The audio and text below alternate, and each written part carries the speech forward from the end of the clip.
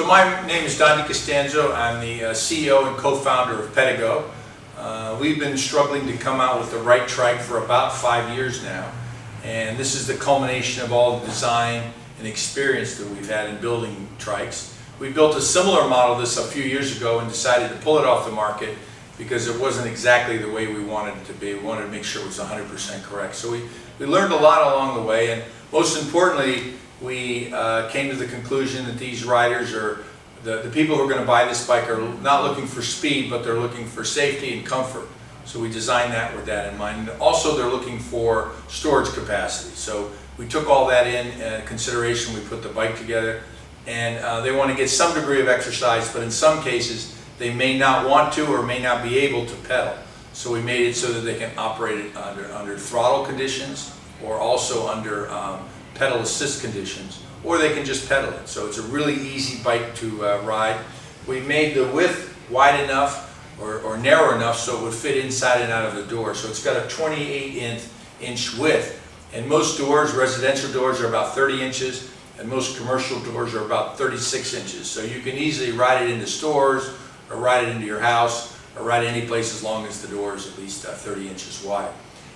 With all that in mind, we also wanted to make it so we only had to make one size, because not everybody's the same size. So we put a lot of adjustments into it to be able to accommodate somebody who's as short as 4'6", all the way up to somebody as tall as me, and even taller than that at 6'1".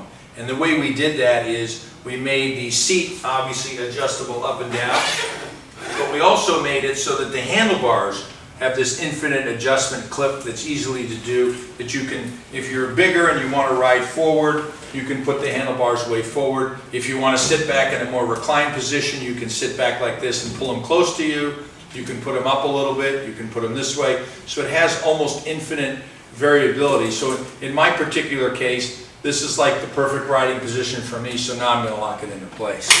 So that upright riding position we found to be very important. The amount of reach that you want to have to be very important. And then we have all the different functions that are on here, including the most important feature of all, and that is a little ding-ding. Because a bell is just a nice way to say, excuse me, I'm coming through, and it's a polite way, and it's the universal way to recognize that people want to let people know they're coming down the pathway. They can just do the little ding-ding, and everyone kind of moves out of the way.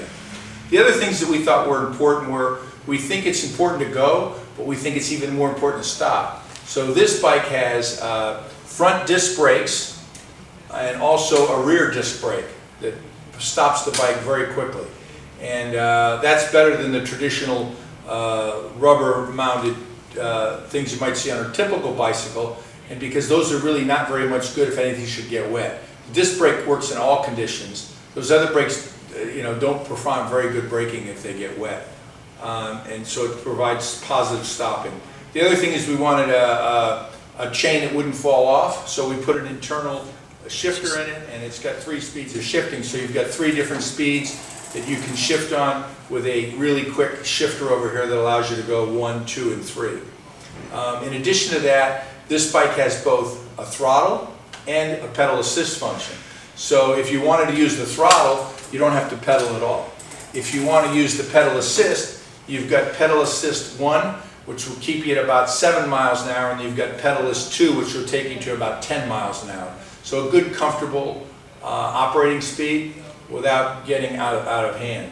And then at any time, in any one of those functions, or in the pedal assist in mode 3, it'll work just as a throttle.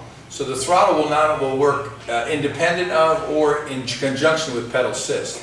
And the best example of that is if you're riding along and you're going about 7 miles an hour and you see that you're in the middle of the intersection and the light changed and you want to make sure you get through quick enough, you can then quickly hit the throttle, override that, and go right through the intersection, and then go right back to your pedal assist function without having to pay attention to anything else. The other thing we thought was important to have a lighting system on it, so that if you're out after dark, you would just hit a simple button here, and it would turn on not only the headlight, but the tail light and back as well. And it also lights up the LCD display, so you've got a visibility at night to be able to read what's on the LCD display. The LCD display will show you your how much battery energy you have left. It will show you your trip. It has an odometer on it. It also displays the function that you're in pedal assist 1, 2, 3, or 0, which means it would just act as a bike. So if I just wanted to ride this as a trike and not have any power at all, then I'd simply put it on 0. It would give me the light to be on, it would give me my speedometer and odometer function, but in essence, the bike doesn't have any power to it. As soon as I go to power assist level 1, it would then give me a little bit of assistance. If I go to power assist level 2, it'll give me a little more assistance. And then if I go to power assist level 3, it will just only operate with just the throttle. Braking. So beyond the braking of the disc brakes, we also have positive lock emergency brake cables on both brakes. So when you clip the brakes down and push in this pin, it now locks the bike and it can't move. The front tire's locked and the rear tire's locked. That's particularly advantageous if you're parking on a hill. It's also advantageous if you didn't want anybody to steal it. They're not just going to jump on and figure out, hey, this bike doesn't go. Unless they were familiar with that, they wouldn't know whether or not it has the emergency brakes are what causing it to stop. The other thing that we did is we integrated the battery right here in the frame, so the battery is easy to access. It clips in and out. We're good to go.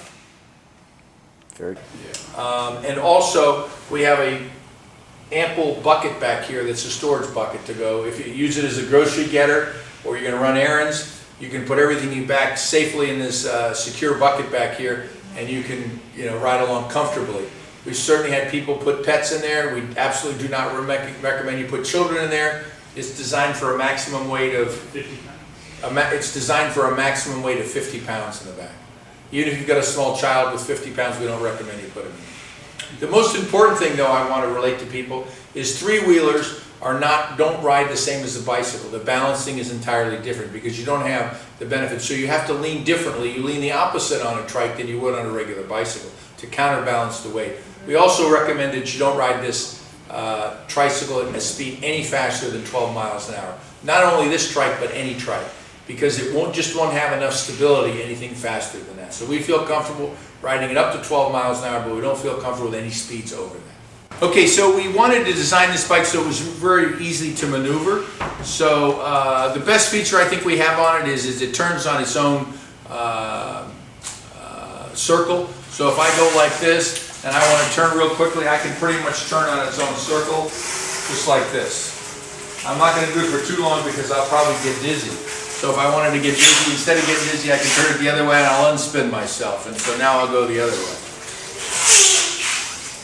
It makes it fairly easily maneuverable. The other thing is if you want to go backwards, you can kind of do the exact same thing. You can just go like this, and if you get good at it, you can actually put it in reverse. So while it's not an actual reverse, it does give you the ability to go backwards. And look, I'm back in this, that's where I started. We also are very concerned about all the components on the bike. We use Schwalbe, and these are the big bends, which are designed specifically for electric bikes. And they've also got puncture-proof protection in them, so it's not likely you'd ever get a flat one. So we think comfort's very important, so we have padded hand grips. We also got a super comfortable seat that's got a backrest on it. Because some people that ride a bike sometimes don't have enough back support. This adds some additional back support, so when you're riding it, it's much more comfortable. And the most important thing, we put the pedals out in front, so you're sitting completely upright when you're riding the bike. So if you look at me, it's just like I'm sitting in my chair. I'm draped on the bike. I can lower the seat if I want to be lower. I can raise the seat if I want a little higher. But for me, this is the perfect riding position with full leg extension. In talking with literally hundreds of customers, we found out that style was important. They didn't want something that looked like some old style trike. So we designed it to be stylish. It comes in this mineral blue color, which is our single most popular color in all of our cruiser bikes. So we decided that we would go with a good stylish color and not make it look like a typical trike. And as you can see, the back of it's got this nice cabinet on it that kind of takes away from the idea that it's a three-wheeler bike. And it's got some nice attributes as far as all the alloy components, meaning the handlebars and the spokes and the motor are alloy. This is front-wheel driven, so the motor's in the front, and it's a 250-watt motor, which is more than adequate for hill climbing and for the speeds of up to 12 miles an hour.